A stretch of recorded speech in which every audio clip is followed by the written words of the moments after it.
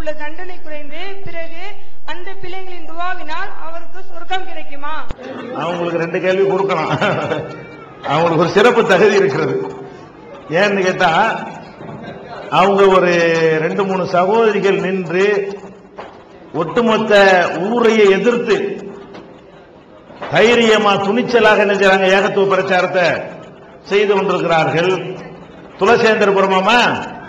துளசேந்திரபுரத்தை சேர்ந்தவர்கள். அப்ப இன்னைக்கு பெண்களாயிருந்து அனாச்சாரத்துக்கு எதிராக நோட்டீஸ போட்டு இதெல்லாம் மார்க்கத்தில் இல்லைன்னு ஆம்புல செய்யற வேலை என்ன செய்யறாங்க, அவங்க தான் நின்று ஆண்கள் மாதிரி நின்று இந்த ஏகத்துவ பிரச்சாரத்தை செஞ்சு பெரிய நெருக்கடிக்கு ஆளாகி அதுக்கு பிறகும் தைரியமா இருக்கிறார்கள். அவங்க ஒரு பெண்கள் மதரசா ஒன்று ஆரம்பித்து நடத்துறாங்க. ஊர்ல கூப்பிட்டு அதை நடத்துறாங்க, அனுமதிக்க மாட்டோம் மிரட்டி இருக்கிறாங்க. அதையும் மீறி அவங்க நாங்க நடத்ததான் செய்வோம், உங்களால ஏன்னதை பாத்துக்கிறங்கிற அளவுக்கு தைரியமா இருக்கிறதுனால அவங்க ரொம்ப குறைந்த ஒரு பலவீன நிலையில் இருக்கிறனால அவங்களுக்கு ஒரு 2 கேள்வி கொடுத்துருவோம். சரியா? சரி. அவங்க கேள்வி என்னன்னு கேட்டா, எங்க ஊர்ல இந்த தௌஹீது கொள்கையையும் இந்த கல்வி கொள்கை எதிர்க்கிறாங்க, அதை எப்படி நாங்க ஃபேஸ் பண்ணுவது அப்படிங்கிறது ஃபர்ஸ்ட் கேள்வி.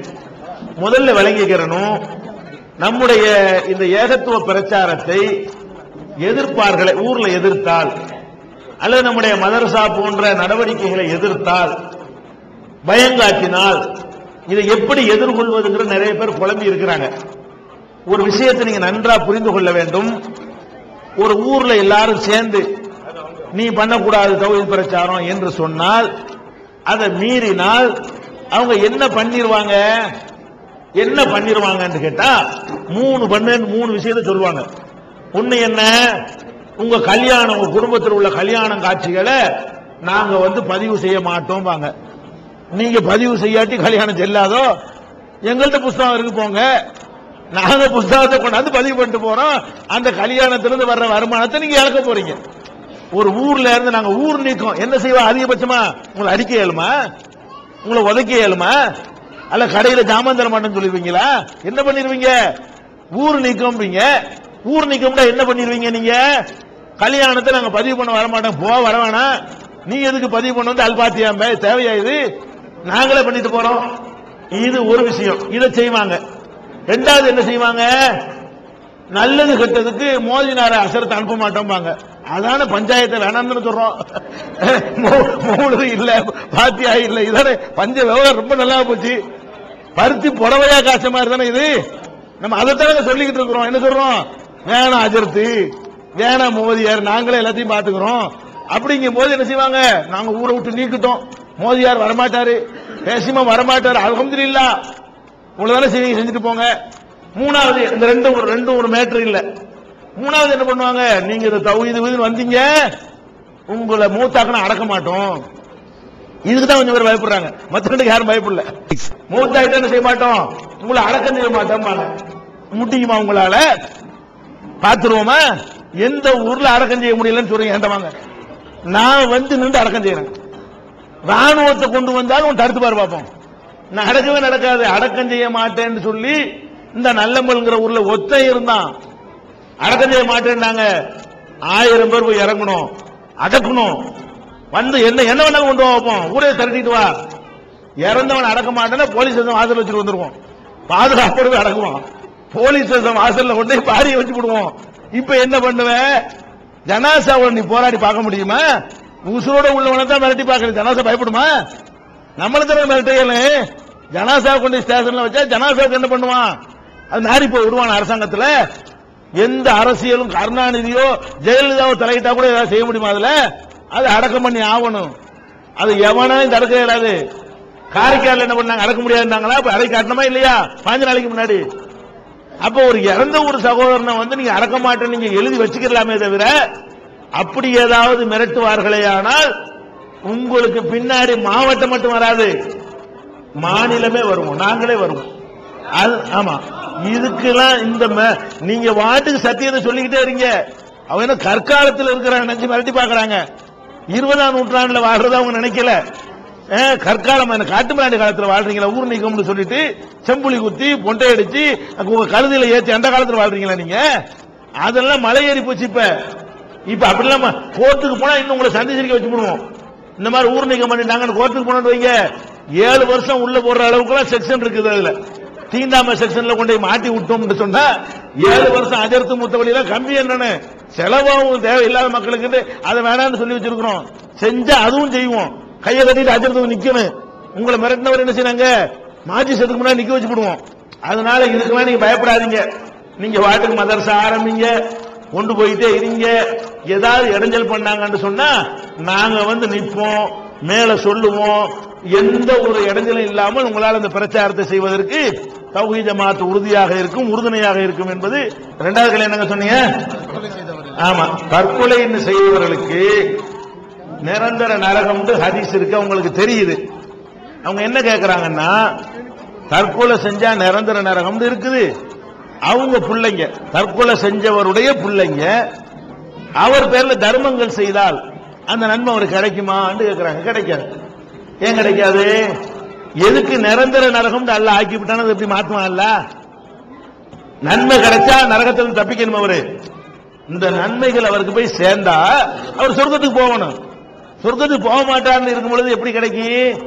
இறந்தவர் தற்கொலை செஞ்சு விட்டாரையானால் அவருக்கு ஜனாசா தொழுகை கிடையாது, அவருக்காக துவா செய்ய முடியாது, அவருக்காக தான தர்மம் செய்ய முடியாது, செஞ்சாலும் அவருக்கு எந்த ஒரு நன்மையும் தராது. தற்கொலை விஷயத்தில் ரொம்ப கவனமா இருக்கணும். எவ்வளவு பெரிய இன்னல் இடுக்கன் கஷ்டம் ஜனமம் வந்தாலும் இந்த தற்கொலைங்கிற நிலைமைக்கு போனீங்க, உங்களுடைய கடைசி காரியமே கெட்டதா முடியுது. வேற வேற தப்பு செஞ்சாலாவது திருந்திக்கலாம். தற்கொலை செய்யறவனுக்கு கடைசி காரியம் எது? தற்கொலை தான். இதுக்கு எப்படி தௌபா செய்வான்? கடைசியா சாவோட செய்யறான். கடைசியா செத்துட்டான், அதுக்கு தௌபா செய்யலாமா? திருந்தா தௌபா செய்யலாம், கொலை செஞ்சா தௌபா செய்யலாம், வேற வேற தப்பு செஞ்சா தௌபா செய்யலாம். கடைசியா தன்னைத்தானே அழிச்சுக்கிட்டா தௌபா செய்ய முடியுமா? அப்ப தௌபா செய்கிற வாசல அவன் தன்னைத்தானே அடைத்துக் கொண்டு சாவுற காரணத்தினால அவனுக்கு ஒண்ணுமே கிடைக்காது. இந்த விழிப்புணர்வை நீங்க மக்களுக்கு ஊட்டணும். தற்கொலையின் பக்கம் ஒரு முஸ்லிமும் போகக்கூடாதுங்கிற ஒரு நிலைமையை உண்டாக்கணும் என்பதுதான் அதுக்கு சொல்ல வேண்டிய விடை. திருமணத்திற்கு முன்பு மாப்பிள்ளையும் பெண்ணும் பெற்றோர் முன்னிலையில் ஒருவரை ஒருவர் சந்தித்துக் கொள்ள அனுமதி உண்டா என்று கேட்கிறாங்க. அனுமதி உண்டாவா? சந்திச்சு கொள்ளணும், சுன்னத்து. பார்க்காம கல்யாணம் பண்றது மார்க்கத்தில் கிடையாது. நபிகள் நாயகம் ஸல்லல்லாஹு அலைஹி வஸல்லம் அவங்கள்ட்ட ஒருத்தர் வர்றாரு, எனக்கு கல்யாணம், அன்சாரி சமுதாயத்தை சேர்ந்த ஒரு பெண்ணை எனக்கு பேசி இருக்கிறாங்க, அவரை நான் கல்யாணம் பண்ண போறேன் அப்படிங்கிறாரு. ரசூலுல்லாஹ் என்ன கேட்கல, எப்ப கல்யாணம்னு கேட்கல, எந்த வீட்டுல வச்சு கல்யாணம் பண்ண போறீங்கன்னு கேட்கல. கல்யாணம் உடனே முத கேட்கிறாங்க, அவளை பார்த்துட்டியா? பாருங்க, கல்யாணம் உடனே ஃபர்ஸ்ட் கேள்வி என்ன? நீ அவளை பார்த்து விட்டாயா? இல்லையேங்கிறாரு. போய் பாரு. ஆம்புளையும் பொண்ணை பார்க்கணும், பொண்ணு மாப்பிள்ளைய பார்க்கணும். இவனை பார்க்க சொன்னா அவளும் இவனை பார்ப்பாள்ல. ஒருத்தர் பார்த்து புடிச்சாதான் கல்யாணமே தவிர இந்த திணிக்கிற கல்யாணம் இஸ்லாத்தில் கிடையாது. நபி ஸல்லல்லாஹு அலைஹி வஸல்லம் சொல்றாங்க, கன்னி பெண்ணாக இருந்தாலும் விதவை பெண்ணாக இருந்தாலும் துஸ்தஅதனு பர்மிஷன் வாங்க வேண்டும். அனுமதி இல்லாமல் ஒரு பெண்ணுக்கு கல்யாணம் பண்ணி வைக்க கூடாது என்று சொல்றாங்க. அதே மாதிரி ஒரு பெண்ணு ரசூலுல்லாஹ்ட்ட வர்றாங்க, அல்லாஹ்வுடைய தூதரே, என் தகப்பனார் என் விருப்பம் இல்லாமல் ஒருவருக்கு என்ன கல்யாணம் பண்ணி கொடுத்துட்டாரு. ரசூலுல்லாஹ் என்ன பண்றாங்க? திருமணம் செல்லாதுன்ட்டாங்க. உடனே உன்னை கேட்கவே இல்லையா? உன் சம்மதம் வாங்கலையா? அப்ப அது கல்யாணமே இல்லை போ. அப்ப அந்த அம்மா சொல்லுது, இல்ல நான் அவரோட வாழ்க்கை நடத்துறேன், பெண்களுக்கு இந்த உரிமை இருக்குன்னு உலகத்துக்கு தெரியணும், அதுதான் கேட்டேங்கிறாங்க. அந்த அம்மா அவரோட வாழ விரும்புது. நான் ஏன் இதை கேட்டேன் என்றால், பெண்களுக்கு தங்கள் வாழ்க்கையை தேர்ந்தெடுக்கிற உரிமை இருக்குதுங்கிறத எல்லாரும் தெரிஞ்சுக்கணும். அதனால பெண்கள் இந்த பொண்ணு பார்க்கறது நம்ம வச்சிருக்கிறோம். யார் பொண்ணு பாப்பா? கட்டிக்கிறவன் பார்க்க மாட்டான். பொண்ணு பார்க்கறது பொம்பளை போறது. நீங்க என்ன பொண்ணு பார்க்க போறீங்க? நீங்க கட்டிக்க போறீங்க? பொண்ணு பார்க்கறாங்க, மாப்பிள்ளையுடைய அக்கா பொண்ணு பார்க்க போவாங்க, மாப்பிள்ளையுடைய அம்மா பொண்ணு பார்க்க போறீங்க, மாப்பிள்ளையுடைய தங்கச்சி பொண்ணு அவனுக்கு பிடிக்கலான்னு பார்க்கணுமா இல்லையா? நீங்க இதுல பாப்பீங்க, பெரிய கூட பார்த்துட்டு பொண்ணு பிடிச்சிருக்குன்னு அவன் பொண்ணை மட்டும் பார்ப்பான், பிடிக்காது. இப்ப என்ன ஆகுறது? அது பொண்ணை மட்டும் எவன் பார்ப்பான், அவன் தான் பொண்ணை பார்க்கணும். பொண்ணை வேற ஒண்ணை பார்க்கிற ஆளுக்கு போய் பார்க்க போக கூடாது. நீங்க எல்லாம் வேற ஒண்ணு தான் பாப்பீங்க. எது பாப்பீங்க? வசதி இருக்கா, வாய்ப்பு இருக்கா, நகை இருக்கா, நட்டு இருக்கா, நல்லா இருக்கா, நாத்தனார் மாமியா இல்லாம இருக்குதா, நம்பர் எவ்வளவு பேர் இருக்குது, இப்படி பாப்பீங்க. இது மார்க்கத்தில் கிடையாது. அதனால சரி, உண்மையிலே உங்களுக்கு பிடிச்சிருக்குன்னு வைங்களேன், உங்களுக்கு பிடிச்ச அவனுக்கு பிடிக்கணுமா? பிடிக்கிறது ஒவ்வொருத்தனுக்கும் ஒரு டேஸ்ட்டுங்க. ஒருத்தனுக்கு பிடிக்கும், இன்னொருத்தனுக்கு பிடிக்காது. அதனால விருப்பம் என்பது ஒரு அன்பு வருவது என்பது, ஒரு நேசம் வருவது என்பது ஒவ்வொருத்தருக்கும் ஒவ்வொரு டேஸ்ட பொறுத்தது. அதனால சம்பந்தப்பட்டவங்க தான் பார்க்கணும். சரியா? பார்க்கிற சுன்னத்து.